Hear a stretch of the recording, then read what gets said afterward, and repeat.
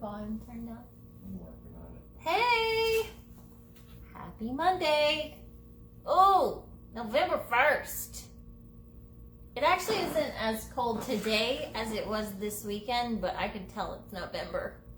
And I don't care what the signs say, it's winter. November 1st, it's winter. And I'm now cold. And fighting off sad. It is cold. Fighting off sad. So, Yeah.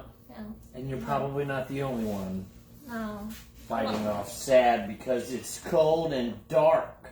Yeah. And it's been raining and not sunny here for fucking a week, probably. It was decent out today, but We've had like bursts of sunshine. it comes through the clouds every once in a while. But this is a temperate rainforest, so you got to remember that. It's What does that wet. even mean? Most people don't know it. So temperate rainforest means that you get so much rain a year, but you're not a tropical rainforest. So it's temperate, which would be our zone where we have a lot of fluctuations in temperature changes. But it's still rainforest. We still actually do the Appalachian Mountain Range. We get a lot of rain. Still a rainforest. That's why it's so green. That's why we have all the flora. Well, if it didn't rain like And that, fauna. we wouldn't have awesome ecosystems here with trout streams and salamander capital of the world. If you don't know what a salamander is, it's Sticky a little lizard. It's a little wet lizard, It's a sticky lizard. and they have to be in wetness because of their lung system, right? Yeah, they breathe through their skin. And I've been actually jonesing for a little fly fishing. So Really? You want to go fishing? see if I remember how to do it. You don't. That's a joke. It's easier than riding a bicycle. Huh? I don't know, but I also think you have a lot of natural ability when it comes to that because you kind of been fishing your whole life. Long time. Never like I do now, but after next week, I don't know what we're going to be talking about on here. So it might be like really off topic Monday updates on car modifications that might not be in a race car. Might be new race cars.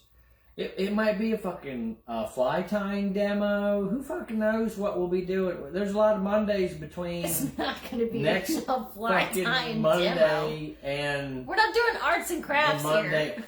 No, we're not doing arts and crafts. So, but you have to do some shit to stay sane in the off season. We have a whole car to build. Whether you are a race car driver or not, winter is hard because it's dark. It's so dark and cold, and the days are shorter, and it's hard, right? I can already sense it in this house. So I know it's happening in other places too. I feel called out. So don't let the winter get to you. We're gonna make it. We have a car to build. We have a rally car to build. We do have a rally car. We got stuff in the works. We're gonna have shit to keep us busy. I might break this. We got rally cars to build. We got next 2 track. We got weekends. a Supra We to don't know. fix. So we got a lot of stuff going on. We got Supras to fix up for Cody. On that note, what are you drinking tonight? What am I drinking? I know One of my favorites. One of your favorites. And I don't know why. I don't know if it's because of the first time we met Adam and Katie, and Adam gave me the whole spiel on this. But we are drinking. Oh, so this isn't as nice as what you're drinking, Robbie. No. But this is Maker's Mark 101. It comes in a pretty little maroon bottle. This stuff takes you down pretty hard. It's good. Yeah, this will put me right to bed. It does. So that's what I'm drinking this evening. And I'm still working on my Don Julio. Pa's drinking it too, so he might have to come out here and get a refill because it took the bottle. I'm still working on my Don Julio from my friend Lauren Shue. Again, not my everyday tequila drink. If you're out there and you're always drinking tequila, this is not the one I drink every day. But cheers. A little fancy. Happy Monday. Happy Monday to you guys. One more week, you guys, then the weekend. right? And, Yeah. it's gonna be a good weekend. All right, so what did we do last week? You autocrossed on Tuesday, and it was windy as shit and cold. And the course was prepped well, but it was windy as shit and cold. My old man, who is mostly behind the scenes here, y'all don't see him a whole lot. He does live on the same property as us, in the same home as us. And he's just right in the house right now. But he's Pa.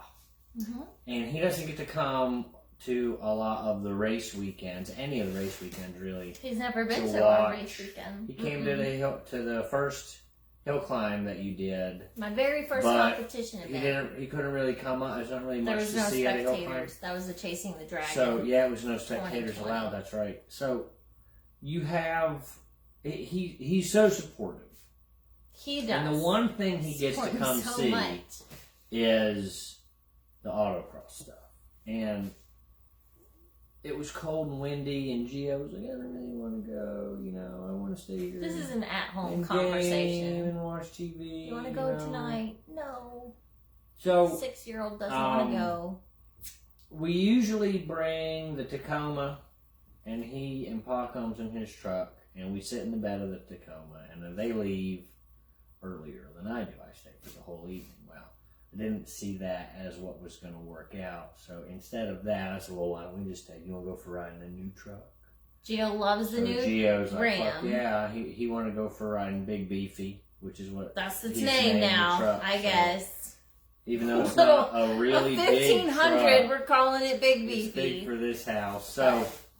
So we went and we parked in a different spot where we were pointed straight at the course, so Dad and Gio could sit in the truck, and if they got cold, they could just turn the truck on and turn the heated seats on or the heater or whatever, and Gio could play his tablet if he wanted to, and they would just be in the truck out of the weather, because you didn't really want to, it was pretty fucking windy out.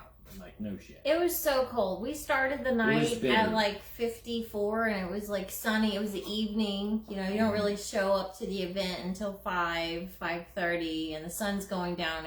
It's gone by 7 p.m. And first car off is around 7 p.m. Yeah, so they got it's the dark. carts. I think one carter came because it was cold, and they got her done. It was a girl. Very quickly, yes. But right after that, it's dark. First car's rolling off with lights on. Temp dropped really quick. 48, 47, 45, dropped super quick. Yeah, so it was really slick out there. A lot of people are on 200 treadwear tires. I was on 200 treadwear tires. I started the car when the cart went. Like when it was cart time. We run junior carts before we run the cars. And I think most of you guys know that. But so I started the car as soon as the carts went, and they went for about 10 minutes. Mm-hmm. And I'm just thinking the engine's heating up, those warmth is going over my front tires, that's my grip. I knew we were going to be battling for grip all night. Mm-hmm. It was serious. Yeah, a lot of really good drivers lost control, but it's an autocross, so you're not going to hit anything. That's the beauty of it. So, learn how to run cold tires. But you had a lot of really advanced drivers that didn't find grip where they thought they might have it and spun out or went sideways a little bit. April included. April did her first it was a 180. 180 spin. She didn't realize it was only a 180. Yeah. She thought it was a lot more. Yeah. So and apparently that's hereditary because you did that at VIR. You're like, how many times did I spin? I was like, once. I've had one major spin that I wasn't expecting, and it kind of caught me off guard, and it was at VIR during a track sprint for a SCCA time trial. And that is kind of where you do a little section of the track as fast as you can. And I came around Oak Tree and I hit that curbing on the last right-hander, and it just sent me right around. I stayed right on course, did a perfect 360. My brain, I did like a 720. I was like, I just spun twice, and then I got to be in the car with April on Tuesday night, and she did her first 180, and I knew it was coming. I ran my first run, and I couldn't put the power down at all. I kept trying to get on the throttle, and the car's tires just wouldn't put the power down. It was slipping and sliding everywhere. So I was like, first run, throw it away. There's no way I can put the power down. I got to keep the heat in the tires. April ran her first run. I said, girl, don't put any power down. Like, it's just not going to be there. Work on your line. We had strategized previously as we walked the course, some different lines we were going to try to take. And she did it. She did fantastic. Second run, she actually, somebody came up and asked me to take somebody for a ride that was like a new person to autocross. And I'm always happy to take people for rides. People love the acceleration of the Mustang. So I love its loudness. It's fun. She's rowdy, boys. So I was completely cool with taking a passenger for a ride. And since April's seat she normally rides with me. Since her seat was taken, she hopped into the Miata that, usually bring, Justin Crump drives a Miata nice at guy. Autocross. And he's a fantastic driver, and he always brings a new driver to every night series Autocross. He is literally the most, outgoing, bringing new people in person that I've ever experienced in Autocross. He's always bringing somebody new, and he always asks them if they can ride with me, and I'm like, totally. But then April rides with him, and his Miata has a really soft suspension, so he totally it's pretty works. stock, I think. Yeah, he totally works that They weight look like transmission, and stock Miata looks like it's getting ready to roll over in every corner. Yeah, and he freaking kills it. He's an amazing driver. I'm never worried when he takes April for a ride. So I took his friend for a ride on my lap, and it was okay. We're still trying to find grip. Tires are still warming up. And when I came back around, I expected to see him driving into line with April in the passenger seat. That was not what happened. April was in the driver's seat, and Justin Crump was in his passenger seat. And I was just like, okay, cool. I was like, it's not a Mustang, so, you should be okay. You're going to feel really slow. She drove it. She drove it very well. She was within 1 second of her time in the Mustang in the Miata, which means she's understanding weight transitions. She's understanding when to get on the power, how to carry momentum. So I was actually really proud to see that. Yeah, that's good. When it was next her turn to get into the Mustang, after driving the Miata, I continuously warned her. I was like, Mustang throttle, because this car just has so much torque down low that you have to be very gentle. You have to really know when that power is going to kick on. And I told her 8 times, and she was like, Mom, I got it. And she's such a confident 17-year-old girl that I was like, okay, let's do it. And we went out, and she took a couple of the first turns very aggressively, but she put the power down smoothly. She was very smooth with steering inputs, and it was going well. She had a little bit of a, ooh, careful with that throttle in one position. And then the next turn, which you would expect to lay down a lot of power, she tried to lay down a lot of power, and the car spun out. So that was her very first time just really feeling that car just completely out of control. We were mid-spin, and I just was very calmly, both feet in, which means clutch and brake. And because I could already tell she was on the brake, but she wasn't on the clutch because the engine was still de-revving slowly. So I was like, clutch and, both feet in, and she did it, and it took her a moment. Didn't hit any cones or anything. It was a very clean spin. I got that on video that hasn't been posted yet. We've been trying to get ready for this track event this weekend, but it's safe, and that's where you're supposed to do it. And I'm not saying go to your local autocross and be a jackass, but it's not find the limits of your car there, because you're not going to hit tire barrier. Exactly. There's definitely, I see you looking at that bug. It's a mosquito. I know. He found the warmth. It's so cold out. He's found the warmth in the garage. But the autocross really is the place to test the limits of your cars, your reactionary skills, because autocross courses are set up to keep everybody safe for when a car does go out of control. You're not on track. You're not at over 50 miles an hour spinning out. You're not at 100 miles an hour going off course. Like, you know, I think she was maybe at like 30 miles an hour. Yeah. And it just spun her out. But it's good because a lot of kids that are her age, we've heard her say it, we're at a real racetrack, and she's like, I got that. I can do this. She's like, yeah. I mean, can you do it consistently? Can you do it for 30 minutes? Yeah. Can you do it with your nannies off? Because a lot of people go to track and they leave all their nannies on, which is great. I'm not saying not to do that. But what that does is your traction control system is run off of your brakes most of the time. So you're smoking your brakes before you even get to that corner you need them for. And you don't know it. And you're coming out of a corner and you're on the power and your brakes are doing crazy shit to try to maintain your car's straightness. See that? Yeah, you're trying to get that. Yeah. And then you... What, is he on me? I hate mosquitoes. I'm trying to read Peter's thing. Can you put it over here so I can read them too? He's talking, but I like to read y'all's comments. So you come out of a corner and your brakes are going nuts trying to hold the car straight, and then you power down your straightaway, and then that next corner when you're trying to use your brakes to slow down, maybe you don't have as much brakes as you think because you heated them up using your traction control in the technical portion of the track before that big braking area. So it's really easy with how cars are made now and how much shit is on them to think that you're really good that you're actually on track when the car's doing the work for you. So we unplug at the local autocross with Hank. Traction control is absolutely unplugged.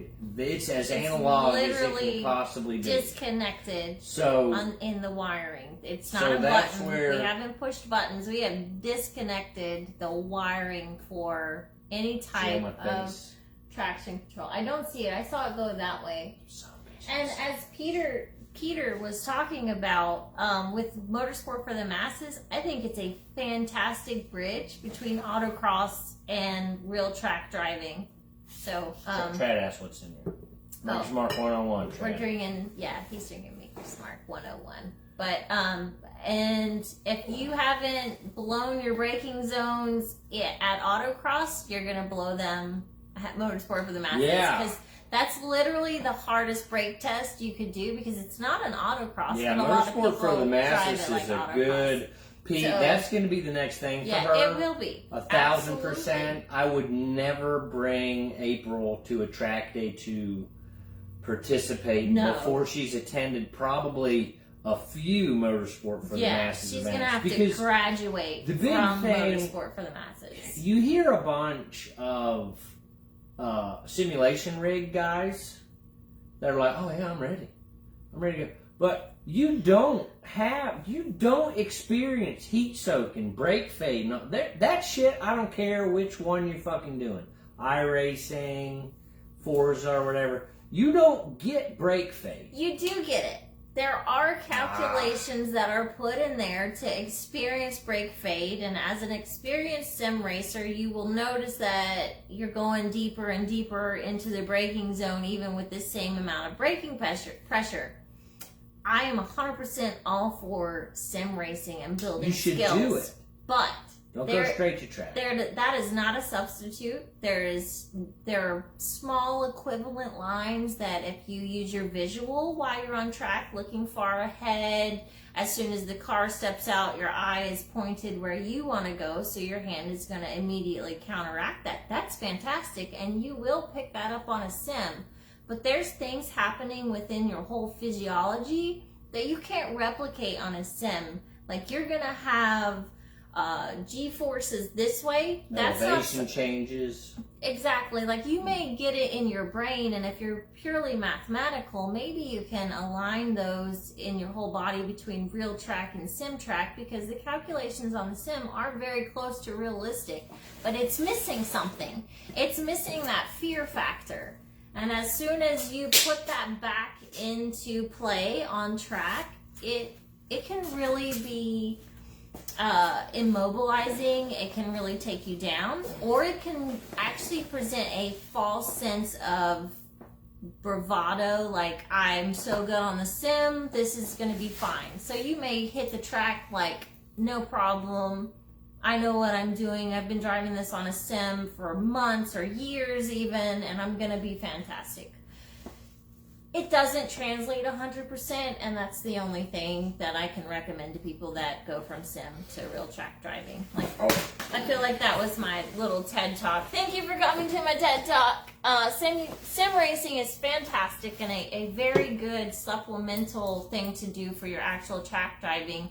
And it can help you learn new tracks. It can help you kind of feel what different kind of cars are going to feel on tracks that you've driven. But once you actually get onto a track, and if you've never been there, if that's your first time on track, take it easy. It's not going to feel like your simulator, and tires are not going to warm to your calculations kind of thing. I'm a very mathematical person myself, so when I find incongruencies within sim and real track driving, it messes with my mind, and that's where you just have to go back to real track driving is, this is fucking reality. Like, I could fucking die. It's the real like, deal. it's just real deal. So, always have that respect. We'll get back to that always at have that the end respect of this for real video. track driving. So Autocross Tuesday. April set her fastest time. She did good in the cold. We have been told by people that have done a lot more laps than most anybody watching this that the optimal temperature for a fast lap on track is 32 degrees. That's true. That's a fact, Jack. So, 45 degrees or whatever. You know, it was hard. Your engine breathes better at those temperatures, so what you lose in the corners, you gain in the straight. Yeah, the autocross lap time was 40 seconds or less. That's typically what fast drivers were doing. Fastest drivers were doing 37, low 37 seconds and high 36 seconds. And personally, I never found my speed. I am still working on the new car. It definitely does some different things that I'm not expecting, but it does a lot better things. So, you know, maybe coming into autocrosses at the end of the season on used tires and in colder weather might not have been my best choice, because I'm real analytical and I'm very habitual and I drive a car a certain way. April came in, drove her fastest time, completely got faster. I'm so proud of her across this whole autocross season. She really has done amazing. And I'm trying to keep her ego kind of small on that. Like, you are really fast, but you have a coach in your ear telling you every turn to make, every time you're a little bit late braking, you know, when I'm coming into a turn and we're a little bit late, I'm like, harder on the brakes. And she knows that she has to hit the brakes a little bit harder. So she's finding her way, but she does have somebody in her ear the whole way. But she's really done amazing. To only have one she major has a lot spin. Of natural ability. And one major spin in that car, I'm so proud of her. I really am. And I really look forward to next autocross season in this car. Yeah. I think we're going to have to really focus, because autocross, in my opinion, is one of the hardest motorsports. Like, it's a lot. It is. And the course will change. That course will be different for the whole night series next year. We definitely need to get her to some day series events next year that we can do. Yeah, we'll be expanding. We'll be able to do that. But yeah, I mean, we'll just have to see how all that pans out. We don't know how a big things are going to go. thing that hopefully will happen next year is you accepted your nomination for communication officer for. I did. Our local. You just have to get voted in. But so I'm up for a voting position for the Highlands Sports Car Club, but I am looking forward to taking over an officer position within the club, which helps me to be in a little bit closer, helps me to... We can share armrests, honey. We're so good. We can share this. But yeah, it's going to be good because I think you have a lot of good ideas. I think that a lot of your not to take away anybody's skill set there, but you No. see a lot of things at your other events, your hill climbs, your SCCA events, your private events on track, and I think that you have a lot to offer for our local club, especially because our local club is not governed by the SCCA. It is a totally private club. Right. So, everybody doesn't want to do karting now in the SCCA because of insurance reasons. Well, we are still doing karting. So if you have children or you know of children or adults that want to kart, get them to Highlands. Come to the day series, come to the night series. I really think they do a great job with how they run the karts. But I really feel next year that's going to be a even bigger draw for our local club because there's nobody going to be doing karting at any of the other events. Le Mans karting just closed in Greenville, so you literally have nowhere to go. There's like 3. To kart. There's a couple of other ones down there. There's like a high K1 Speed. There's a high-speed karting in Greenville. There's GoPro in Charlotte, and then we need to go do that. And there's another high-speed karting in Charlotte. So I really feel like there's only 3 local karting areas. So Highlands still being able to offer that is really, we'll really keep big y'all deal. in the loop, but if you have or know of anybody who's all pissed off because they can't kart, and it's with the typically SCCA, for the kiddos because that's the entrance into motorsports. Yeah, if maybe y'all need to come to Highlands. And I think that's something that Highlands Sports Car Club is going to have to really take into consideration for the 2022 season is that Most definitely. there's not going to be anywhere else for children to kart. But personally, I'm just really excited to get a little more involved and continue the success for the club. I want it to be around. We're in a very special niche as we're considered part of the SCCA car clubs in North Carolina, including the South Carolina region, which goes under the Central Carolina region. I guess there is a South Carolina, but the Central Carolina region includes a little bit of Greensboro and a lot of the Z-Max Autocross series. But anyway, being up here in the mountains, we're not SCCA, but we kind of get considered with all the other SCCA little clubs. So I feel that's very beneficial, and it's something that I want to get into and want to help nurture. Just based on our facilities that we can have autocrosses, that's why we're not allowed with the SCCA. It's not that we don't want to be or that we disagree with their rules. It's literally just based on the venues that we have to hold events. They don't meet with the SCCA standards. However, we're still kind of in the mix. So it's a very niche situation, and I'm excited to get involved, and I hope that I can help and be an asset too. And I think I can, and I'm really excited about it. It's going to be a lot more work than I had ever anticipated. I personally, I like to show up and drive and leave. I mean, I am not going to be beating around the bush on that. I just want to come and have a good time and leave. But I think as I progress into motorsports and I have a lot more experience, I have more to bring to the table, and I need to be there so I can maintain that table for the next generation. So I kind of feel like it's a good thing. Oh yeah. Yeah, I mean, you want those local chapters to succeed so that Gio can do it.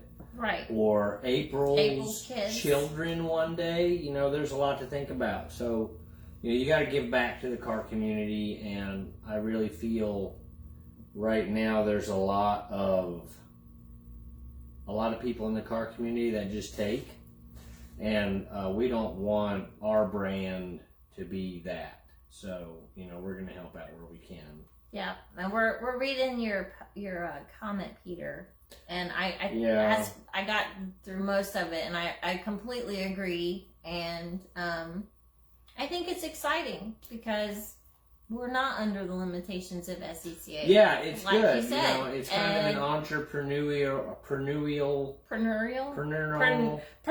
That's It's see, too much liquor tonight. So, But I level agree, of autocross, and that's where, maybe something needs to happen for these karting kids. Maybe we need to do something with our club so that all these kids can experience motorsports, so they can keep the tracks open in 5 or 6 more years when they can get there in a street car. Because you're seeing it. You're seeing racetracks close everywhere. You're seeing people buy EVs and Priuses and all that shit, which is fine. I got nothing against that. But really don't. You're not going to track an EV. We've seen it. You can. You can do it a couple of laps, then you got to plug that bitch in. That's really the downfall. So but I feel that's going to grow. They're super fast. I feel like this is a whole nother conversation. Well, getting into they're EVs. not ready yet. I'm ready. I like EVs. I like the combustion engine. For instance, everybody's hating on the Mustang Mach-E right now. Yeah. Are you going to drop some knowledge right now? You know why? You know why they called it a Mustang? Pay attention. You know why they called it a Mustang? They called it a Mustang because for every Mustang they sell that's an EV, they can sell 2 big V8s. And that's why the Mustang's getting made next year, but the Camaro is on its way out because there's no Camaro EV. So it's all a methodical chess game that they're playing in the automotive world too. So I have nothing against the Mustang Mach-E or a Tesla. They're fast as hell. Oh, the Teslas are so fast. The Teslas are the new Pax Piggy. But those aren't going to be track cars. They're not going to be a spec Tesla class, right? So you have to do something to get the kids involved, to get them excited about a petrol car, to get them excited about racing, and at 6, 7, 8, 9 years old. Yeah, you got to show them the way. You put them in a cart and you let them go karting. And, so, or maybe you don't kart with them. Maybe you take them in a Razor and do off-road, right? You don't have to. It doesn't have, but you got to get them involved in motorsports so that when they see a racetrack or an off-road venue or a drag strip closing down, they get pissed off because they know somebody's really going to miss that. Maybe they're not into drag racing, but they need to sign that petition still because there's a bunch of drag racers that are going to miss that. So, we're not really big drag racers. We're not really big off-roaders or anything. I love watching drag racing, though. That's my jam. I feel the community. Love it. And they need the support. All motorsports. All motorsports needs the support. I don't care if you're a tractor pull. I don't care if you're a mud bogger. I don't care if you're an airboat. Yeah, if you're a boat drag strip person. Those crazy fuckers that drive the boats around the little twisties. It's crazy, but... Was it Finnegan who just had like a 2,000 horsepower Finnegan speedboat? does that stuff. But you have all motorsports. It's up to us every day. They get excited about. Well, we see it with our kid. He's like, "Oh man, look at this game," and it's like that is. It's not real. It's not real life. Palm Beach is not gone. Go actually do I've heard a lot of people real behind saying something. that. That's why we bring our kids to events. It is harder, 1,000%. When we bring the kids to events, she's a mom now. Yeah. Right? So she's in mom mode for some of the time. There's 2 things that go in my brain. At an event, I'm a mom, so I have to worry about where my kids are. Are they fed? Are they happy? Are they annoying other people? Are they comfortable? So that's a whole mind space. That's like half this. And the other part is when I'm out driving, I can't let my kids see me burn up if I hit the tire wall. So I cannot go off track. I cannot wreck. So, I can't even put one off. So there's a lot of holding back. I want everybody to understand what that is to bring your kids. We don't bring them to hill climbs. I don't think we will. It's a way more dangerous Not anymore. situation. But as far as track events go, you can still get hurt. I mean, you saw, everybody knows Mark Petronas and what he went through, and he had safety gear. All the safety gear. Right? And that's what saved his life. So, you could have that wreck at a track night in America in your street car with a seatbelt. And your t-shirt and just jeans. a helmet with t-shirt on. And your you're gonna New get fucked Balances. up. Now, I'm not saying that happens often, but it's always a chance. And to have that happen with your kid right there watching you, maybe they're watching you on that corner, it's heavy. And we have to really weigh that stuff out when we decide where we're bringing our kids and where we're not, right? So it's hard, it's a hard thing because I want them to be involved, but you don't want them to see their mama get hurt. And it's either. a little... And I'm not saying that. You don't know. I mean, I'm never going out there like I'm gonna go wreck. Like nobody ever hits the track. Like this is the day. Your I'm best just gonna say lap fuck it and just hit full send. Hit somebody's into the turn. oil. It's never what happens. You can drive onto oil that a car in front of you laid down, or have a tire failure, or a mechanical. Anything. There's so many things that can happen. So it's just a lot. It's a lot more to, we have to talk about this stuff before we do. It's the worst. worst. Are we bringing the kids? What are we doing? Because April wants to go so fucking bad. And she's 17. And that's why it's good for her to have a spin at an autocross, because I don't want her to think she's invincible at a racetrack. Because before that spin, she's like, I'm Mario Andretti. I can do this. Yeah. Right? And the spin shook her a little bit, which is healthy, because you got to know that the car will bite you, the temperature will bite you, the tires will bite you. There's all kinds of situations that can unsettle the vehicle and cause you to have an issue on track. And the same thing goes for anybody out there. So you don't want anyone. We recently had a friend write about his experience having a catastrophic failure. Real bad off. I gotta get ice. Okay. You can keep talking. I'm gonna. I gotta come this way. You just block it in. I forgot he brought an extra cube. I got a backup cube, people. But literally, we just had a friend write about his experience after multiple videos explaining his experience. But he had a catastrophic brake failure at CMP. And he lost brakes at over 120 miles an hour, which sent him careening off. And I'm 100% sure that he was steering the car as soon as he realized he wasn't gonna have any brakes. He steered it off a track to get away from the other cars on track, and just kind of hoped for the best. And he wrote all about that. So, what website was that? Damn it. The driver's line, the driving. Let's see. He's gonna kill us. I'm gonna look it up. Rob Wilmoth, he's gonna kill us. Anyway, he had a catastrophic failure early in the season. I believe it was either February or March at CMP, and Tire Streets. Tirestreets.com. Blog.tirestreets.com. Shit happens, now what? Rethink your rubber. Is an article that he wrote. This is Rob Wilma. He drives an Audi RS5. Great guy, yes. Fantastic ambassador to the sport. Yes. Most people would have hung it up. An issue like that, and this person not gone out again. I'd have sold everything. Or I'm out. Or not. I would have walked away. But his words, because he talks about the moment that it happened.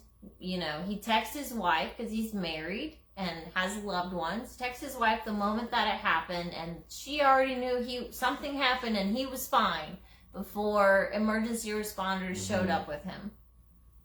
And then he kind of talks about breaking down what happened. Like, there was a weakness. How do we find that? How do we fix it? How do we make it safe for the next time I go back on track? And he really goes through all those steps, and it's like you're crazy already for taking a vehicle out on track and driving it at its limits. Like, there's already a part of you that's a little crazy, and all of us racers just have to accept that.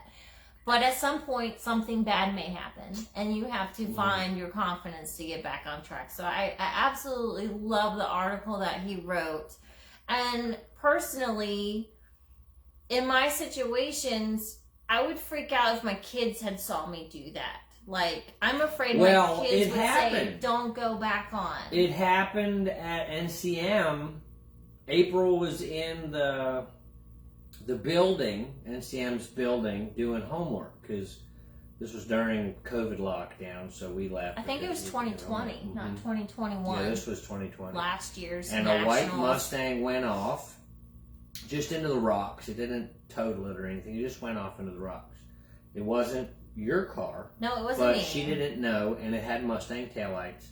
And she called me, wanting to know if it was you, and she's crying on the phone. Yeah, I mean, my kids are already and I was freaking like, out. No, Mom, that's not Mom's I'm car. not even on track right now. She wasn't even on track. But these are the things your loved ones But that's what you got to deal with. Like, it's thinking. heavy. It's heavy. It would be akin to, like, it's easy to read an obituary, right? Not to say you're going to die on track, but it's easy to read an obituary versus watch someone die, right? And it's the same thing. It's like, it's easier to hear I about can it call than watch and be it. like, Mommy had a wreck, she's okay, everything's good.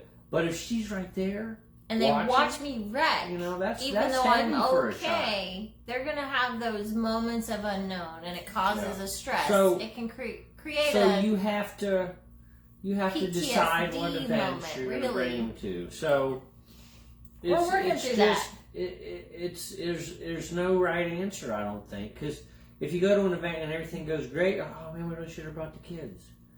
But you don't know. You don't know when it's going to happen. I don't know what they would have thought when my car broke down at CMP when I blew the clutch. They probably would have been freaking out the whole time. Like, it just causes them unnecessary stress. So we're wading through that. We kind of have a... Yeah, I don't have a guide for that. There's no guide, and this that's what we isn't deal an with, abnormal right? situation. There's definitely families who race, who have children, and they are always deciding if they want to bring the kids or if they don't want to bring the kids. And it's not really about how the kids are going to be entertained or taken care of, because in the track circles that we run, and especially hill climbs and SCCA's there's so many kids there having a great time. It's a family event. Like, I would never feel weird about finding somebody and I trust. Autocross is the same, you know. To it's watch like, whatever, the kids. go have a the good Autocross time. is even easier. But yeah, it's good. It's really good stuff. Yeah, and, but we're always balancing that and trying to figure out.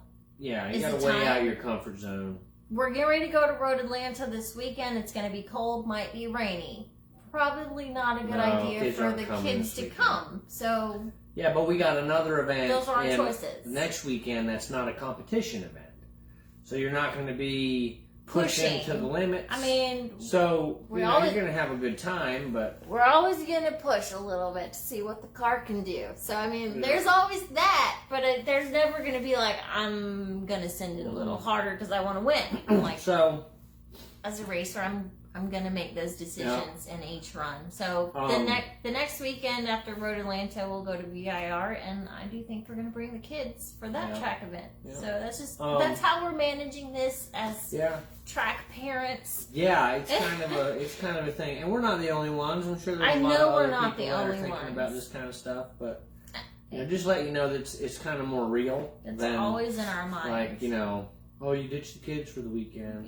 For you guys that are really close to your moms, just imagine bringing your mom everywhere, because she's gonna do that like something went bad anytime one little thing goes wrong. And do you want to cause your mom that kind of stress, or do you just want to call her at the end of the day when she's back home and be like, Mom, my track day went so good, even though maybe you went off at turn 5?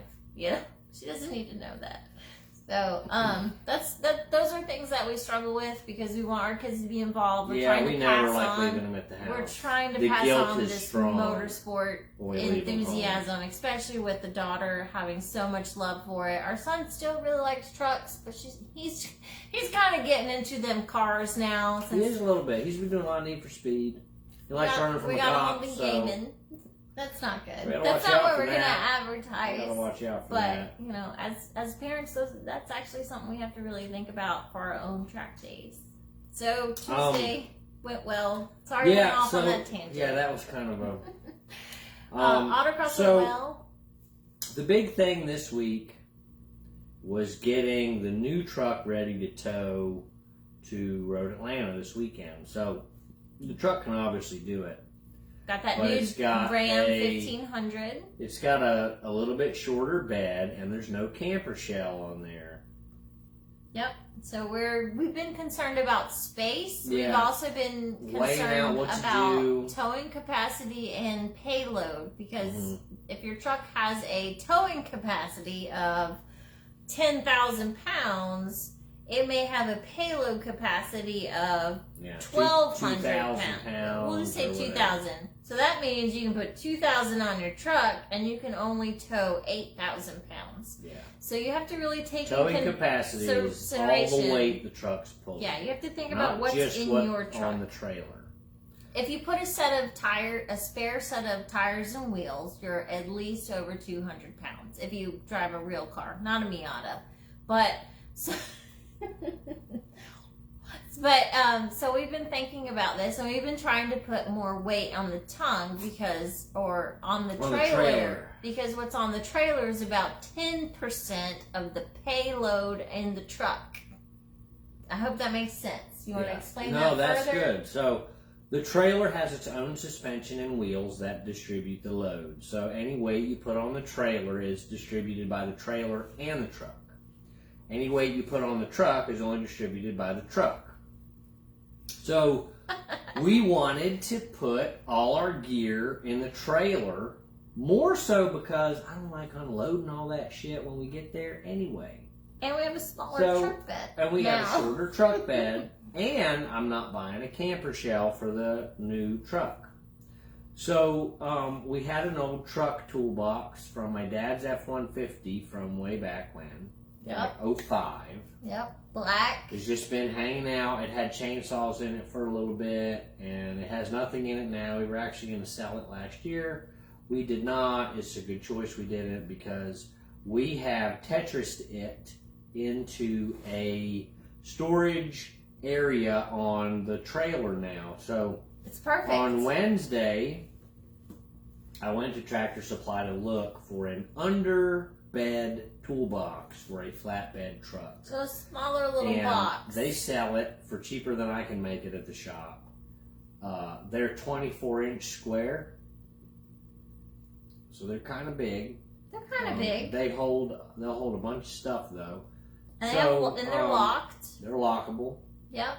Waterproof. So I picked up 2 of those, and I set those on the outside edge of the trailer and the truck bed box on top of them, and then bolted all that together. So I bolted those boxes to the trailer and bolted the truck bed box to those boxes. So now we have 3 different compartments on the front of the trailer. Yeah, so it's to like load gear. 2 little boxes with a truck bed box like on top, like hanging out. If you're curious about what I'm talking about, we've done lots of live streams on Kyle's my page that Facebook you can page. see.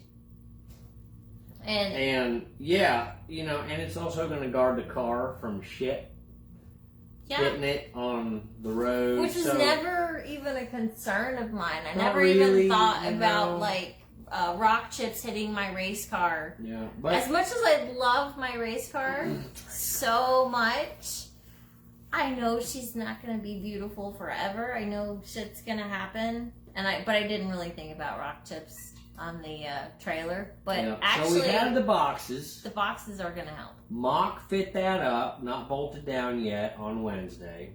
And then Thursday we didn't do nothing.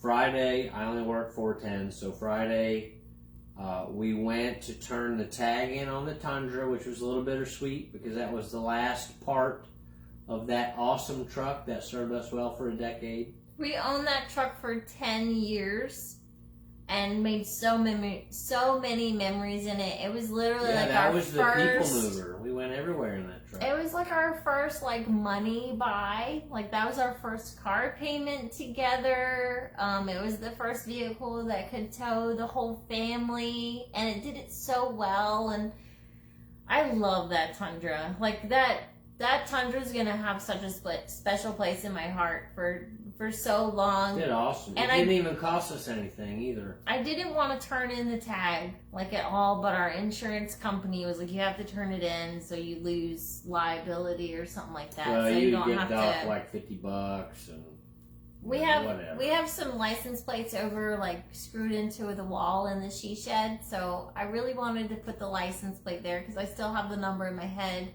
but we just couldn't keep it. So honestly, that was kind of a really letting go moment for me, and I didn't expect it to be. But maybe I should. I'm kind of a car geek. I get attached. You get attached to vehicles. I love my cars. I really do. I mean, you have a definite relationship with vehicles. I love them so much. They're my babies. And even our tow trucks. I mean, it took us through our first year of racing, and it it did it like a freaking beast, like a boss. I was so proud of it. I mean, it handled it. It never even told us that it couldn't handle it until we were like, you can't handle it. It was like, okay, y'all, I really can't handle this. Yeah. And it's at a new home now. That will be awesome. It's going to have a They're great really life. happy with the vehicle. It's a good family. A good so family. we turned the tag in. Which, again, I'm still sad. I miss the nostalgia of the truck. I don't miss the truck itself. I think you miss having 3 Toyotas in It's the driveway. weird. We used to have 3 Toyota trucks. I feel like a trader having a Ram in the driveway, but so weird. Bitch is sweet, so I don't feel too bad. It is good. So on to how to make the Ram ready to do what we need it to do. So I didn't want to buy a tonneau cover or I didn't want to buy a camper shell because I lose a lot of visibility. I didn't want to buy a tonneau cover because you can't put anything on top of it. So I'm looking around and I roll across Diamondback. And Diamondback makes a tonneau cover, but it's corrugated aluminum. And it will hold, the flimsiest one will hold like 400 pounds. So explain corrugated aluminum. It's When like I think diamond corrugated, plate. I It's think diamond roofing. plate aluminum. So it's diamond plate. Okay. So it's a metal with the little diamond. So David just got a flatbed 3500. So you still have your Raptor? Oh, David Kidd? You still have your Raptor, or did you get rid of your Raptor? That's interesting. I'm curious to know. I am watching. curious as well. I'm watching for what you're saying here. Because we were looking. But, so we bought the one, it's not the HD, which will hold 1,600 pounds. For our diamond Yes, back. you have your Raptor. Do you still own your Raptor, David, or did you trade it? Let's hear. We want to hear. So, he kept it. So you got 2 trucks now, see? Yes. So, I like what the do Raptor. you do for a living? I have liked a Raptor since 2019. But our Ram is the one we needed. The Ram is an incredible tow vehicle for what we need it to do. But what are you going to do with the bed? So if you leave the bed exposed, I can't leave my shit in it overnight, at a hotel maybe, or on track if it's not right next to us. Or so what are you going to do? So you have a 04 Ford Lightning too. We might need to come to your house and hang out and check out all your badass Ford. You didn't just drop the Fast and Furious Lightning on us. Is it red? Jesus, David. No. Anyway. So I want a tonneau cover, That's awesome. but I want a tonneau cover that I can put weight on. So Diamondback sells the Diamondback SE cover, and you can get it in shiny aluminum, which I would recommend to do if you want to color match it to your truck maybe. Because you can paint it. You can get it in black diamond plate aluminum, which looks like any diamond plates you've ever seen before. With the little hash marks all over it. Yeah, and our truck box. Yeah, just like our truck boxes. Or you can get it in a exclusive. It's like rhino line. It looks like rhino line. I don't know what the material I would is. describe it as an ignorant. It's really smooth. It's really smooth rhino line. It looks nice. like rhino line. So that's what we went with. But smoother. Yeah. I think it looks clean. Looks really good. So it pops up in the back and pops up in the front. And oh yeah, what color is your lightning? We do need. Let's hear it. I mean, actually, that was pertinent information, do you David. You need no to actually. As well? You actually need to tell us the color. But the finish on our diamond back truck bed cover is like it looks like rhino line, but it's very smooth. It's really tight, like you can rub your hand on it and it's not abrasive, it's not going to hurt you. Right. I've stood on it already. It flexes a little bit, but it does hold me up. But it can hold up to 400 pounds It'll on hold top 400 pounds on top. So it will also take my roof rack that I didn't get rid of. So I got a Thule rack above these tires here. They can't see that. That I can put on there fairly easily. I don't have time before the Road Atlanta event to do that. We don't need to. We don't need it right now, but I probably will. And then I can put one of those baskets, like on the roof basket, or like some torpedoes on there, like carry more. Over the white top. 500 horsepower Coyote motor, so you're definitely in the Cool Kids Club now. But for real? How do you have a Ford Lightning with a Coyote motor in it? So you got a motor slot Ford Lightning? What is happening? You're hitting all the bells and whistles that's right bad now. as shit. That is stuff you need to tell the world. Is it an automatic still? We need a video of this vehicle. I need to see this so bad. I'm trying not to get distracted, but I'm this video's not all about you, David, but you got cool cars. You've just taken over the live stream, David. Mama wants a fucking Coyote pickup truck. So I have a lot of wants. So we got. Yes, I do. So it said that this cover I ordered was going to be 180 pounds and need to be unloaded by a fork truck. And they were going to charge me more, so they wanted to deliver it freight. So I was like, well, fine. Ship it to the shop between Monday and Thursday. Well, of course, that didn't fucking happen. No, it so did not. Friday. Here it's coming at some point. So I make a bunch of phone calls with Estes, who's delivering it. Figure out it's coming at 12:30. So we drop the plate off. While I'm at the license plate agency, there's a big line outside. There's guys soapboxing out there talking about COVID and all this shit's going. It's fucking crazy. It's Asheville. I don't like going to Asheville anymore. So we got that done, got back, received the camper shell, went to lunch. I had the most amazing lunch with you at Olay's. With my cares. molcajete. Nobody cares about our awesome lunch. Steaming hot fucking. Yeah, so we need to start this over, James, for you. So, I mean, you are part of the ICHP, so. And David just got his motor, so if you need help with that, let us know. Putting that in. Let us know. I can help. That's not a hollow. That is not a hollow offer. I got wrenches and. That's a real offer. But. After November 27th, I have nothing. I have nothing till April. So let me know. Anyway, so we ate lunch. We received super romantic. We received the new cover. Opened the box and looked at it. Looked cool. Look a little complicated. We had an hour until we had to pick our son up from school. we had to pick up the kiddo from lunch. So we decided to just go eat lunch. Pick our son up. So we decided to go have Bring lunch. him back to help put on the tonneau cover because he loves coming to my machine shop. Well, he's a little boy. He loves helping do man stuff. He did have a good time. So he came back. He did really good at school, so I went and bought him. He wanted a little Ram dually. Sorry. I'm IHCP.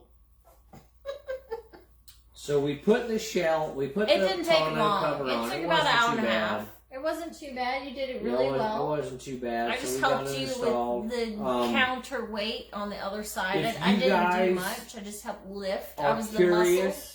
You wanted to know I was just the muscle for that You gotta have them diamond back biceps. install. So if you want to see That was a pretty muscle. what is entailed with that, I put a bunch of videos up on my page for putting that on.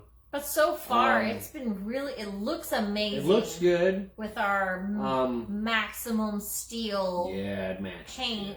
Because it's a black, but it it's also dark keeps blue. all the bullshit out of the bed. So if you guys don't know this, when you're driving down the road, there's like leaves and debris in Would the you bed of imagine? your truck. I would have never right? imagined. It's like a bucket, so it collects that shit. They know that. So you drive down the road, and you can see those leaves whipping out the back when you're on the highway. So if you have a vehicle that will allow you to open that back window up, when you open that back window up, now the air is coming into the truck. So any shit that's in the bed is going to hit your fucking head on the way by, and it's going to go down the dashboard and into the damn air vent. It's like fall in Yeah. HD. So You get that real fall if you want to feeling. feel like you're outside, that is awesome. But if you don't, you got to do something with the back of the truck. So you can put a camper shell on, then you lose your visibility. You can't resell a camper shell for shit. And that is true. We You figured that out. sell them for pawn shop price. Pawn shop, like No that's shit. less than $4 on the dollar. 25%. Yeah. So this is a black rhino lined Cover. Just a cover. Just a bifold So cover. the odds of me being able to reuse it or sell it are way higher. Yeah, goes way up. And it's lockable, so I can throw a bunch of shit in there Looks cool as shit. and lock it. You can stand it's got on it. cleats on top, so I can put You can shit on hammock. top of Put the a truck. fucking hammock You on can it. tie a hammock to it. It's very useful, and it On seems track, it a lot will more allow me useful to be almost 2 feet higher than standing on the bed of that truck, which is probably 3 feet higher than the bed of the Tundra to see over the Our fences Tundra wasn't that small. to take photos of your car on track. It was not that small, but he is right. He will be able to get taller for a better vantage point. But it is funny. Yeah. I Thanks, Phil. I just want to take that moment again to say that this is Kyle's first brand new truck. He's driven the Tacoma, 99 Tacoma, since like Which probably... I bought with 80,000 miles. Yeah, it was already used. We bought the Tundra that we I had, had 66,000 miles. and now we've bought the Ram. And I it's have had brand no new. complaints about any one of those trucks. Absolutely not. Like, but, don't get that yeah, twisted. the We Tacoma's love bad as shit. our I still Tundra, drive it, our right? Tacomas I and drive. Tundra. I drive the Tacoma. I drive the Tacoma to work. Yes. I still haven't driven the Ram. No. As a Mama driver, has not driven the Ram yet. I'm embarrassed to say I still have not driven that big ass that truck. bitch is a spaceship compared to what I'm used to. It's so big. When I look over the It's hood, not even like, the I nice can't stereo tell. system, and it's bad as fuck. Like everything about that truck's kick ass. It's so sweet, you It's guys. super duper like nice. I can't tell you guys how much I love him being in a new truck, because I've had this car and You have this felt car. you have felt a lot of guilt since we purchased Hank, I did. because I'm the one going to work I don't have to drive every day. and I she's don't. like, I'm "You home. need a new whatever." You need the newest I feel new. bad because Yes. I'm getting all this, but I'm I didn't need a new 1,000% car ever. for real. I'm not that guy that's like, well, I know he's not. I do this. I And know I he's deserve. My life is not. awesome. I'm super happy about everything. But how much you like that Ram? But that new truck's pretty sweet. Right? I'm not gonna lie. I'm so glad, because So there's still features on this crazy.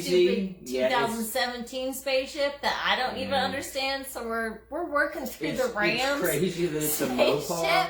We're still learning. We're still we learning. told our I friends. keep getting text updates of the cars, like the truck texts us to tell us things.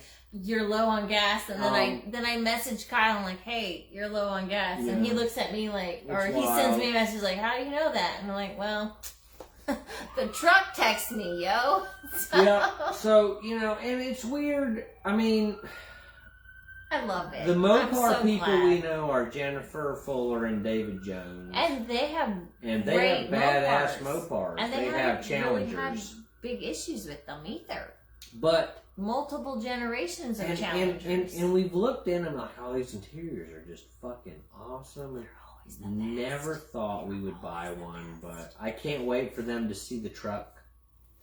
It's bad as shit. I can't wait to so see them. so we got the camper shell. Before we went to pick up Gio from school, we had ordered WeatherTech HP floor liners, which are amazing. They're really grippy, and they'll keep all the dirt and bullshit out of the floorboard of the truck. I really think they're a good upgrade. They're like $220.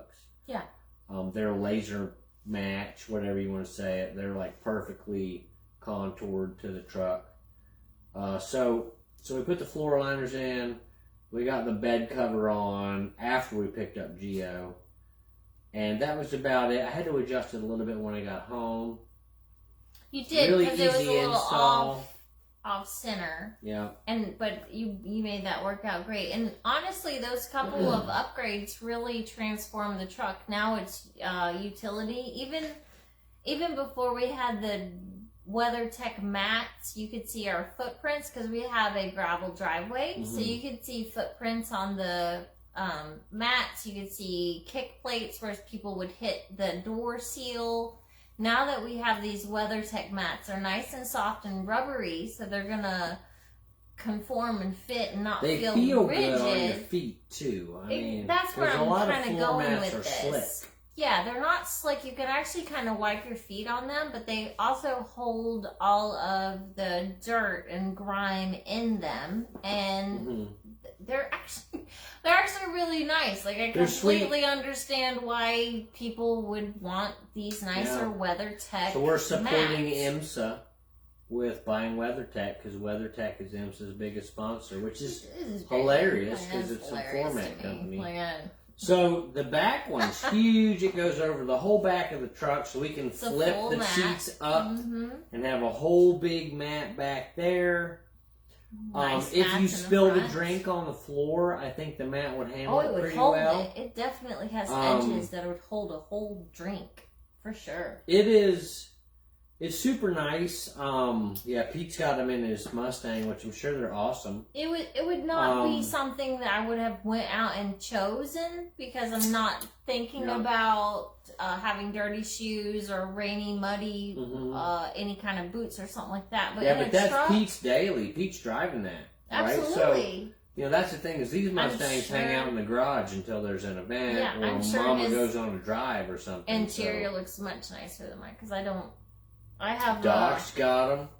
I love them in Weapon the truck. 507. Robbie Helms has them in Black Betty. I get it. So yeah, so maybe there is they're something awesome to think about with all those WeatherTech mats. Maybe they do have something going on. Maybe that's why they can sponsor an IMSA freaking whole series. But they are better mats. They're really good. I would choose those all day long. I didn't really do a video on that, but I mean, maybe I should. Maybe I should show how it looks in the truck. The other floor mats are sitting in the garage right here next to me now. I don't know what we're gonna do. They're super nice, but I don't know what we're kind of using those as like floor mats in front of our toolboxes. Yeah, they're comfy for our which is hilarious.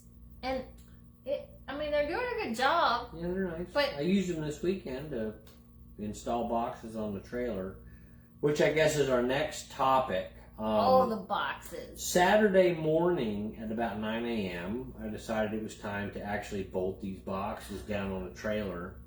It was rainy and cold and windy and nasty, and we couldn't get the damn car on the trailer. literally my Saturday goals were to watch all 4 Batmans I have on a DVD. It's actually 2 DVDs. I just wanted to lay in bed. The original 4 Batman. Yeah, I wanted to watch Batman, 2 Batman Returns, 2 Keatons and 2 Kilmers, or no, 2 Keatons, a Kilmer, and a Clooney. It's literally all I wanted to do Saturday. I was like, it is cold and rainy. I want to lay in bed, and invite the kids to bed, and watch some movies. Like, that literally is all I wanted to do.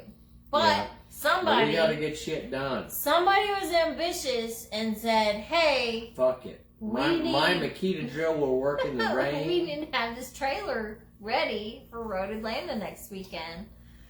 And I can't say no. Look how cute he is, you guys. Look at him. He's a... I can't help it. You're super sexy. I can't say no. So that's what we did for like 10 hours in the rain. So... Oh my God. So the it's car... the worst. The car wouldn't go up the fucking ramps because it was too cold and wet. You didn't even... And then we put... No, you had to go retrieve our trailer. So we have a... We have a lot of property. Yeah, I couldn't even get the fucking trailer out of the But we only have backyard. a certain section where we can park our trailer, and he the had done Tundra that is so nimble with our and small. old Tundra, which is narrower and a little more nimble. He had to go get our trailer with his brand new Ram truck, and it apparently took a lot of back. It looked like Austin Powers. That was an hour and a half. I'll never get it. And his little couldn't turn it around in a hallway truck. Yeah, so it was hard. It was hard to get it out without fucking it up, but I got it out.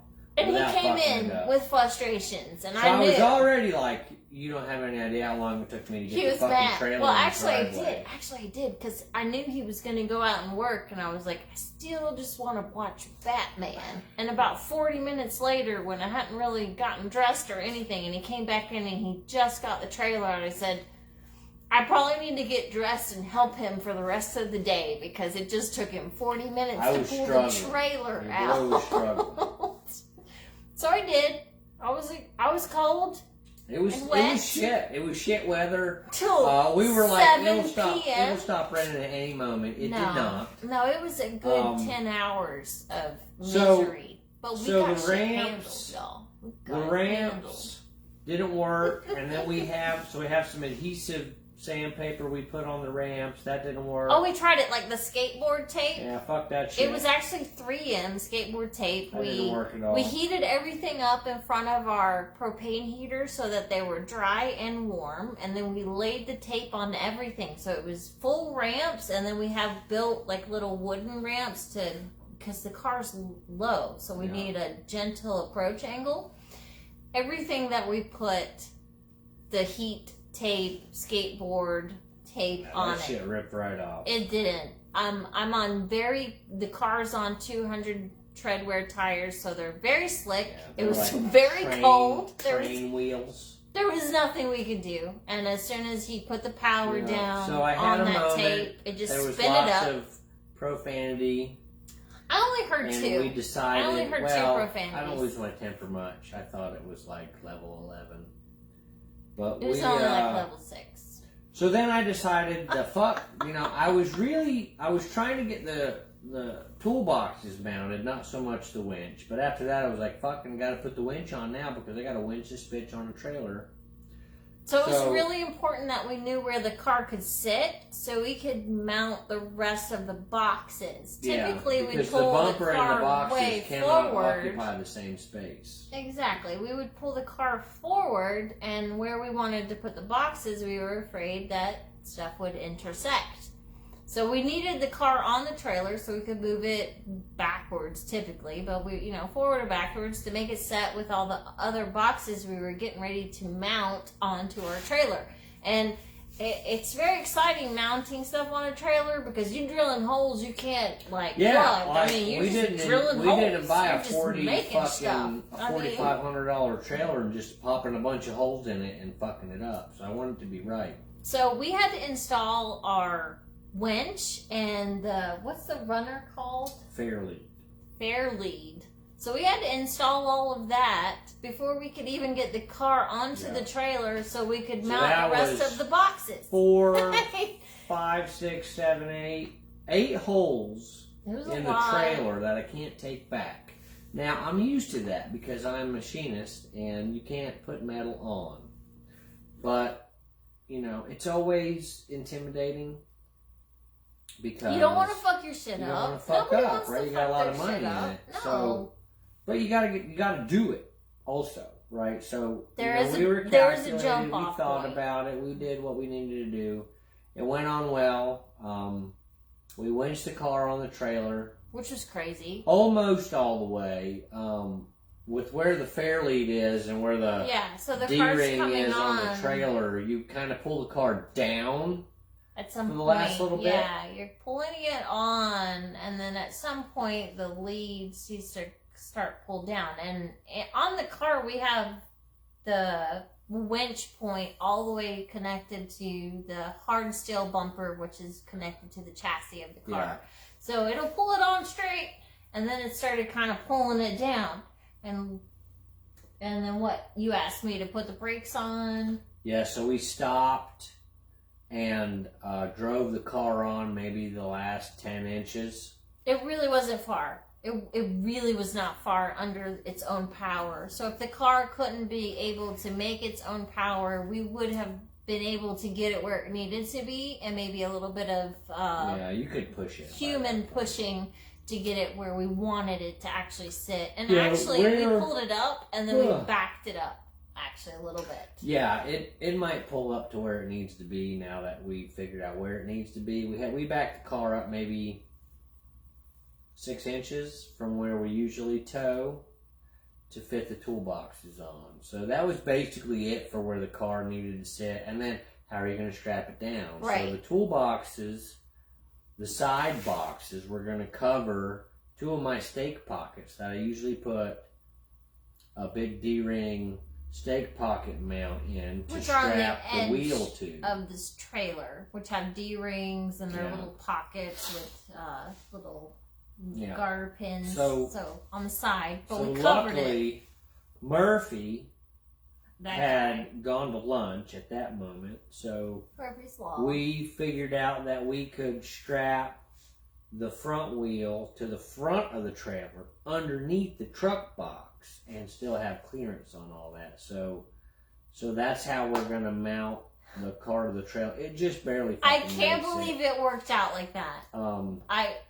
It's really pretty can't. perfection. It looks good. So the winch is mounted. We figured out how to strap the truck up or the car up to the trailer. And then after that, Are you reading? yeah, I'm reading. Oh. Yeah, so the car got hooked up really easily to the trailer, and then we decided we needed to shuffle some vehicles in our own driveway, because we actually have a very small driveway. So Kyle had to move the car forward, and I was very curious to see how it felt, him moving the whole trailer and car forward, and he said it didn't even feel like it was back there.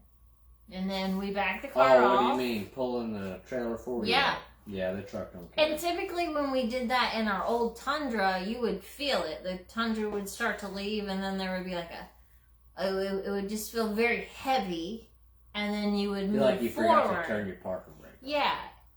Actually, that's a really great description. It would feel like you had forgot to turn off your parking brake. And then so you moved the car forward, we backed off the car, got everything situated, but now we have waterproof boxes on our trailer. Yep, 3.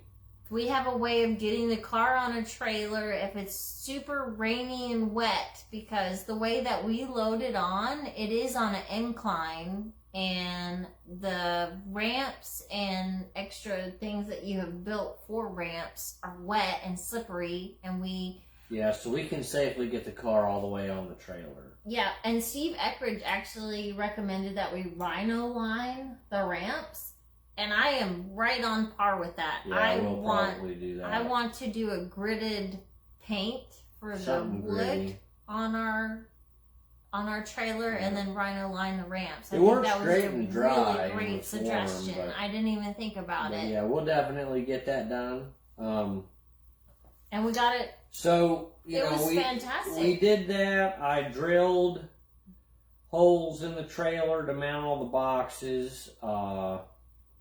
It went well. After that, it was a pretty quick process. Yeah, it took us a long time to figure out how we were gonna drill the initial holes for the one side of the box, and then we had to repeat the same thing on the other side. And so we figured it out on this box, and then the rest of it went really fast. Yeah, it was quick, so we got it done. But it was rainy and cold the whole fucking time. From like 9 until 6:30 p.m. It was not fun. It was shit, but you got to do what you got to do. It could have been better, but we did it. We got that done, and then Sunday morning, we went out because it's like peak right now for fall. Fall color on the leaves. So we had the truck done, or the trailer done. The truck's ready. Yeah. A few things to do. I ordered some new pistons for the truck toolbox because those pistons were wore out. I put a video up today for that. The new ones work great. But Sunday, we decided. So Cody, who helped me put in Cody DeVille. His wife's getting into photography, and we've been helping her a little bit and whatever. So Sunday morning we met up and went up to a little pond in Montreat to do a little photography. We took some pictures, had a good little session there on. I don't know. I mean, I'm not a professional, but I will definitely help anybody who's taken. You have a lot of experience to pass on if somebody wants to listen. And I think Ilea was very excited to hear what you had to say. So we had a little mini session. Yes. She's in the same boat that I was in a ways back with Gio because their son Maverick's only a couple of years old. They have 2 kids. They have a son who's going to turn 2 in January, and they also have a daughter who's about 10 years old. So they got a little bit of different age groups, and when you have a 18-month-old, you have to cater for that, 2-year-old, right? So you can't do like a 5-mile hike in the woods or whatever. Yes. So I knew that. We picked a spot I think that was good for that. We had a little session on photography and what I look for, and her eye's different than mine, which is great. That's the artist. So and that's acceptable. That's great. And we had that conversation, and so we hung out for a few hours in the morning, and then we made a run to Wally World to pick up a big 5-in-1 tent canopy. I would show it to you now, but you'll see it on Saturday. So we went when we out. pitch it. Yeah, so we went out and took pictures for a couple hours, and it was very cold and very windy, but there was good fall color. There was a good energy. I think we were able to balance the photographers doing their own thing while family and kids kind of ran around and did their own thing. There's always a balance there for people that have a interest and also have to balance their family life, and that's not something that should just be disregarded. But obviously, having a less than 2-year-old child with you, they get tired and they want to go home and go take a nap. That baby boy is the center of the universe when you're out. And I love that. I don't want it to seem like I'm talking down about that. I love babies so much. I love them so much. Anyway, so we did that in the morning, and then once little Maverick decided that he wanted to have nap time and get some lunch and stuff, we separated, and we had already knew that we needed to make this Walmart run. And I don't know about you guys, but we really don't love driving to town. Hate it. Absolutely hate it. We absolutely prefer ordering from Amazon, getting stuff shipped to our house. We really don't like to go. Or shopping in Black Mountain. But you can't get everything in our town. Yeah, if we could get it in our little Black Mountain town from a local supplier, we would do it. But we couldn't. So that's what he's saying. We drove out to Walmart and got this 5-in-1 Ozark tent. It is fantastic. It's kind of like a double tent, and we can have a tent on one side and A tent and a canopy, or 2 tents, or a tent and a screened-in porch. Super versatile. You're going to see a lot more about this when we're at Road Atlanta, because we're going to have it set up. And if it's junk, we'll tell you. Yeah, I mean, but we have nothing to lose on this. We have Ozark Trail coolers, and the seats we're sitting in right now. There's literally an Ozark Trail cooler. 3 products are being used currently between us as a table. Also, our coffee cups and everything. We're not Yeti people. We buy Ozark Trail because it is bang for the buck. I got one Yeti. I got one Yeti cup that I use. For $no. I use constantly. It's from Racing for ALS. Just shout out to them. So I use my Yeti coffee cup. So we did that. And also Trinity Farms. It was really great to be out with Cody and his family, because the majority of the time that we're with them, Cody's helping us. Yeah. So I really like to get back to them. To go out and just genuinely hang out as friends and not hang out with a car involved. Yeah, I really look So it was forward good. to that. You know, they're awesome. They're Love hanging super out great with them. people. And in our town. Like, we know a lot of such super great people. Most of you guys watching are super great people. And we absolutely love you guys. And absolutely don't want to take anything away from you.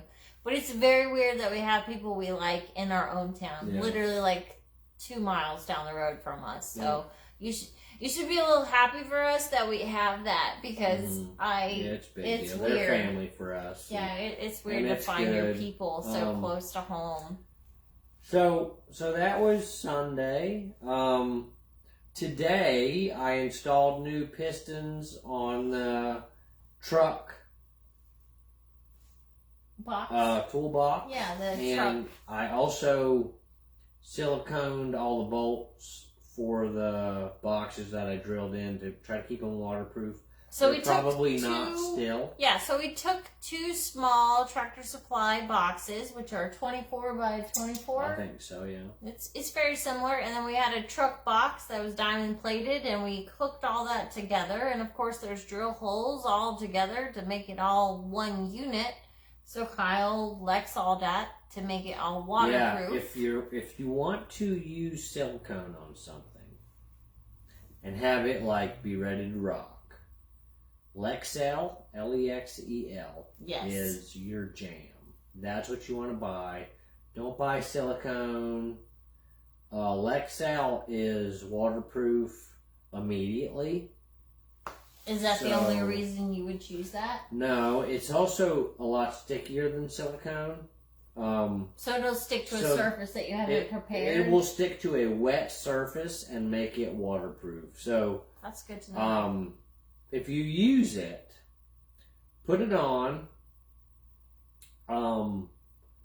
spit on your finger like hell, and use that spitty finger to push it in or whatever you need to do. Just make sure that you keep the spit level on your finger high, because that shit's sticky. But it works awesome. I only laugh because that's their go-to. Like, when we put up trim and then we caulk it. Yeah, if you're rubbing caulk in a bathroom or whatever. He always spits on his finger.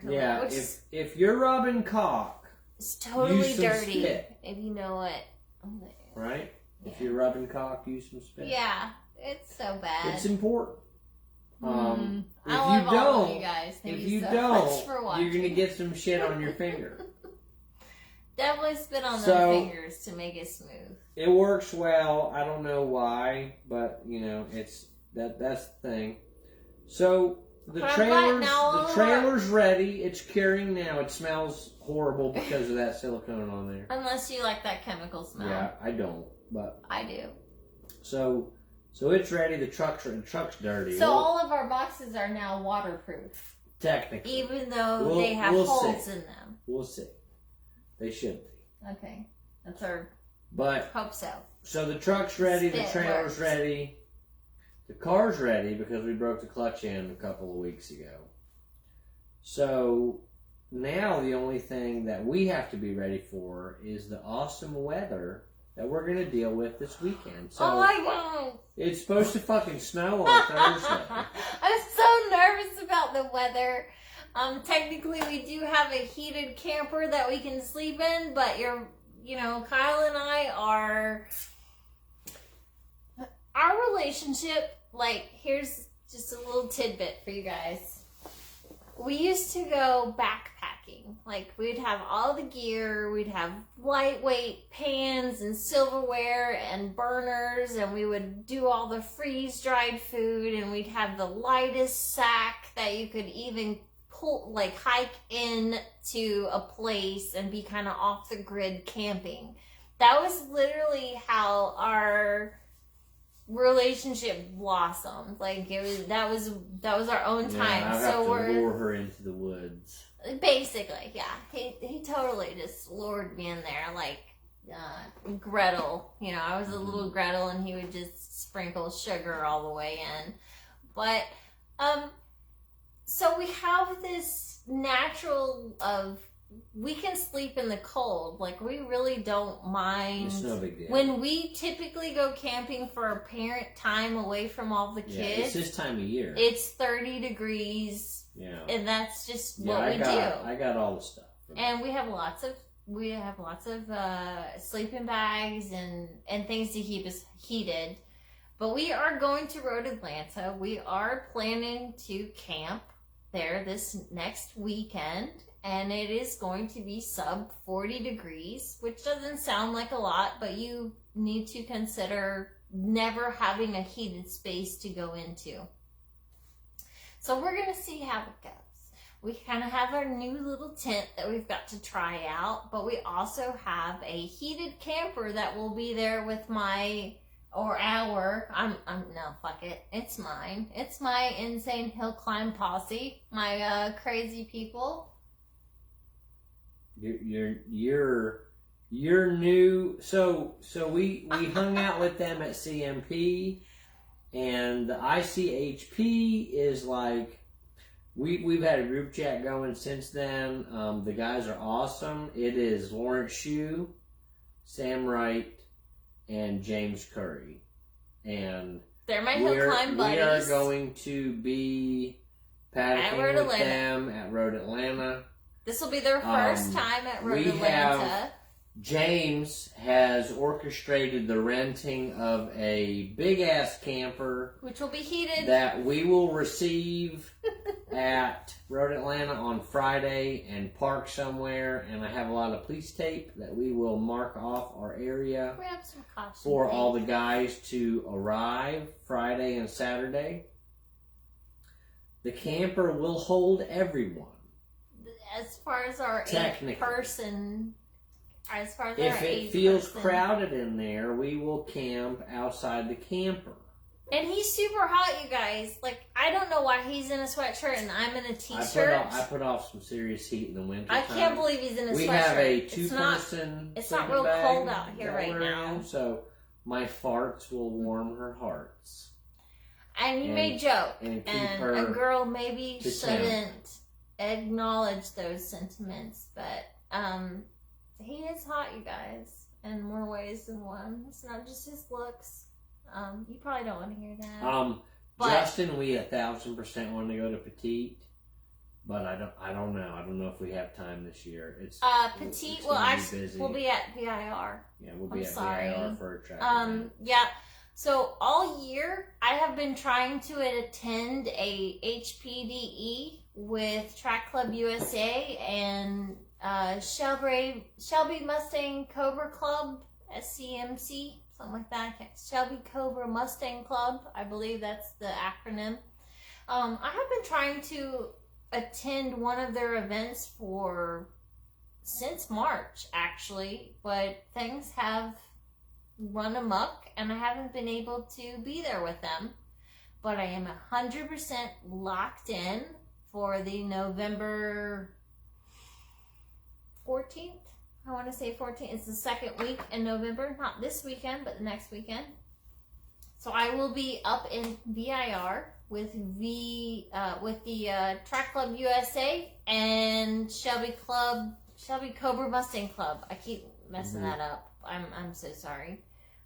But there's going to be a lot of Mustangs. There's going to be a lot of horsepower. It'll be fun. It's on a competition weekend, so you'll get kind of a different You'll get a different aspect. We are bringing the kids there. And, shout out. 1,000% thank you to Robbie Helms for helping facilitate that. That's exactly what I was going to say. Because the lodge at VIR is booked, and there was just no way for us to get in there.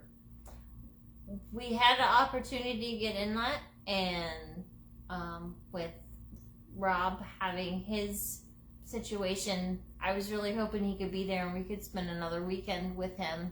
So that's going to work out. I'm very thankful that we have a place to stay up there, and I'm looking forward to it. That's it's just literally more of that awesome track family. That's really the deal.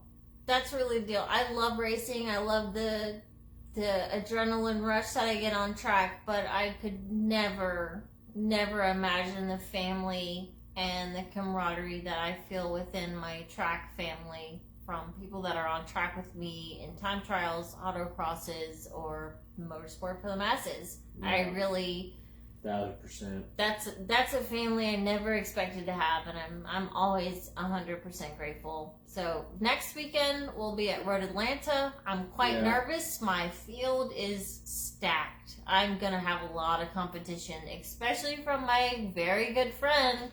Yeah, Lawrence Shue and his M3 E46 M3. He's gonna be pushing me, and we're gonna have to talk. We're gonna have to talk strategy because I want to be 1 and 2, but I want to be 1. So yeah, so that's going on, and then we have a event, a racing for ALS, invitation only event at which CMP. is just some fun track. That'll just be a shakedown event. You actually get to drive race car at CMP for longer than a warm-up session because of brand new clutch. I got 1 session on this car, 152. And so we'll see what then the she next can weekend do. will be VIR, and that's it for the season. Yep. So, we're going out with a bang with 3 events in 10 days. Yep. And that's how it goes sometimes. I'll be there. I'll be doing a lot of live streams. I'll run the camera a little bit, but at the Road Atlanta event, Trad will be there running his camera. So I'm so thankful. It's absolutely awesome for Trad Slayton with Trad's photos to be at a time trials event because I know he's going to get the on-track shots, so I can focus on other coverage of the event. So yes. Trad's going to get those on-track photos. That is priceless to me. Trad Slayton and Perry Bennett of Autocross Picks are the two guys that when they're there, I know that I can relax and focus on other things, whether that is making sure that everything's good with the car or everything's good at paddock. He can be the engineering and the mechanical support that I need, not the social media support. Yeah, when I have we gotta make sure we have all that. I know I'm going to get the photos. So it's a big deal. There's a lot, and be thankful for your photographers. For you guys that are going there and don't think that the photographers are that important, I'll just say that in the world we live in now with social media, if there's no photo evidence, it didn't happen, and you need photos, if not for your own memories on your own wall, to share on the internet to let people know what you're up to. And the cost that they charge for those memories is pretty negligible compared to it's so worth it, not having it. So support your track photographers. Support the track photographers because please do that. I mean, if you're not doing that, then they might not come out. What are you going to do? What are you going to do if they're not there? Who gets put in the magazines? Who gets put... I mean, they're the guys that do all that. Please support your track photographers. Order the kits before you even show up for your track day. Yeah. And if you showed up and you're like, dang it, I actually need photos, email them and tell them what photos you want. Support the track photographers. If we're there and you need to know who to talk to, come find us. It's a big And deal. I will get you in touch with Trad or Perry. Yeah. You know, they're one of them is usually always at a TT Nationals event to get that handled. So it's just huge. It's very important. You would never regret. You'll never regret shoot having a those photo photos. package for you. Absolutely not. You may think that $85 or $125 for an event just to have photos of you out there driving. Yeah, but they're kick-ass images. They're always good, and you'll never ever be able to replicate that visually for your friends.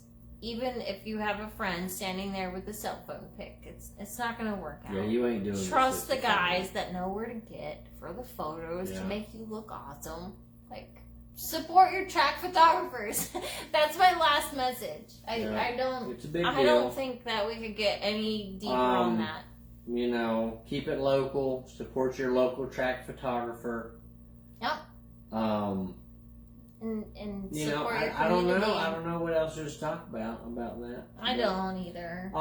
We will We got a big week probably coming go up. live. There's gonna be a lot of I'll do a live live. video on packing up the truck and the trailer because I don't really know where I'm putting everything yet. And we'll do a live stream on the way down to let you know how the new truck's doing because I don't know how awesome it's going to pull. I'm sure it's going to be sweet, but I don't know how sweet. So I'll I'm let very y'all know. excited. I'm very excited to pull in the new truck. So be expecting a lot of live streams on Friday and Saturday and Sunday from us. And tune in. If you can make it to Road Atlanta to watch this, the ARRC Totally is going to be there, and Time Trials Nationals Tours are going to be there. So it's a 2-for-1 deal. Yeah. So Like, come for watch real. it. You'll see a bunch of vintage cars going around track, a bunch of new cars going around track. Miata's new cars. I heard Time Andy trials. Hollis's McLaren 720S is finally back in track shape. So maybe You he'll think be Andy's there. gonna be there? He just put the post up today. That's kind of big news, guys. So, That's big news, guys. I don't know. You're gonna wanna see but, that. You know, if you've never been to Road Atlanta and you don't have anything else to do this weekend, swing on over. We'll probably our paddock is Pro Paddock, which is in the infield.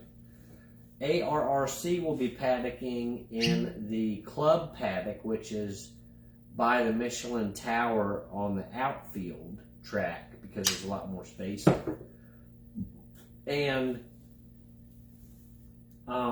it's just a really laid-back event. It's not got crazy amount of spectators, so if you want to come watch and hang out, shoot us a message if you're there, and Wanna come you know by? you can come hang out with us for a little I'm bit or totally whatever. cool to say hi to people. Yeah, But so it's and going to we'll be a just see lot how of it goes. really good racing. It's really going to be is. cold, so we're going to have to learn how to get our tires to temp in a 20-minute session and get a good lap in. It's going to be such a challenge. I'm so excited. I'm so up for it. I really can't wait. It's going to be a lot of new things, and in the last year and a half of our racing, we've learned a lot, and I'm excited to continue learning. But if you think you want to come out to Atlanta, you should, because there's going to be a lot of it's literally ARRC is the American Road Racers Championship. It is literally the best road racers in America coming out and racing each other in a kind of a chill racing environment. Like it is going to bring the top road racing event road racing competitors, and then you're going to get us little time trialers coming in there trying to sort out ourselves in really cold weather. It is going to be something to watch. So I highly recommend it. If you do come out, please come say hi to me. I never want to come off as somebody that doesn't want to say hi. Like I'm just a normal person. We do this live stream just as a regular person from our little 2-car garage. We are nothing special. We love racing. We want to share it with the world. So if you do make it out to Road Atlanta, please come find us. Please come say hi. Do you have anything else you wanted to add? I don't think so. I don't either. We don't have a lot to do this weekend. I think I got the last thing done on the rig today with waterproofing the boxes. Just stay tuned. I'll try to tag you. I always forget to tag Ryan in my live stream, so it pops up on her page too. But we'll go over loading the truck on Thursday afternoon because we want to shoot out of here Friday morning because we have to receive a camper Friday at 1 at Road Atlanta. And we have all day Friday at Road Atlanta and all day Saturday until Saturday afternoon. I think it's your first track session. Yeah. So if anybody has any questions, if you want to see anything at Road Atlanta, we can drive around and show you the infield. I ain't scared to show you. Or, where we'll be for photos or videos or whatever. And, we'll have time on Saturday to do that. And this is really our passion. Is really showing you guys our adventure through motorsports. And we are so grassroots. We are so basic level. Like we are just kind of coming in at where you can come in at competition at a road course. And I want to share that with you guys. So if you ever have questions or anything, please send me or Kyle if you feel more comfortable sending Kyle a message or me a message. Or you want to come visit us at one of these venues, please come out because this is our passion. This is what we want to share with you guys. And we absolutely love that you watch us and listen to us talk about this. And we hope to bring you as much information and just entertainment, really, as we can. So thank you so much. Yeah, we love y'all. We love you guys so much. We'll see you this weekend, and our live update next week might be interesting because I don't know if we'll be here. We don't know where we're going to be. We'll figure that out. We literally don't have a 10-day plan. Nope. So, love you. Bye. See you guys.